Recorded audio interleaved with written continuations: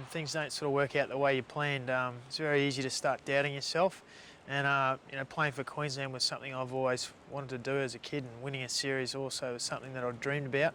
So to actually be there after, you know, after the 3 games and being in that position, it was pretty satisfying for me. In the hype of Alan Langer's triumphant return in Origin 3, the significance of the win for the Maroons' other little big man was lost by many. Green! 12 months ago, Paul Green's life was at crisis point. After a rocky time in North Queensland, he was eventually unwanted by the Cowboys. I thought about giving the game away, and you know, because I really wasn't very happy up there.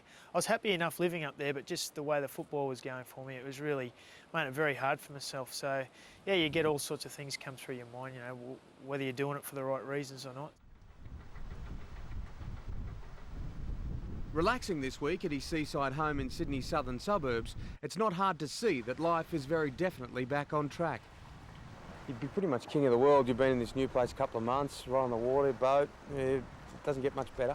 No, life's been pretty good so far this year.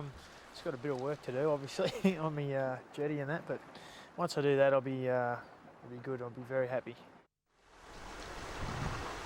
As Paul looks ahead to this afternoon's clash with the Northern Eagles, he knows that he has to put the events of last Sunday behind him. There won't be the atmosphere there, but you know, you got teammates around you, don't want to let them down. So that's the funny thing about football. Like after you have such a good game, or you know, you're part of a great win like I was on last Sunday night, it's back to business again Monday. You know, you got to start worrying about next week's game. Playing outside him today, a bloke whose Origin 3 memories aren't quite so pleasant. It would have been nice for Freddie to go out as a winner, but in saying that, I don't think I'll swap him. As Paul closes the chapter on one of the greatest weeks of his life, there is a slight irony. It's funny, when I turned the radio on to hear the side, and I turned it on a bit late, so I didn't hear them read the side out. And the first thing I heard was Alan Langer was picked at halfback. And I thought, oh, well, maybe I'm picked somewhere else. And I thought maybe hooker or something like that. And then the next thing they went on to say that John Doyle and John Buttigieg were back in the side too. So I thought, oh, I've missed out altogether here. But it wasn't until they went on and read out the side. So initially I thought I'd missed out on making the side altogether.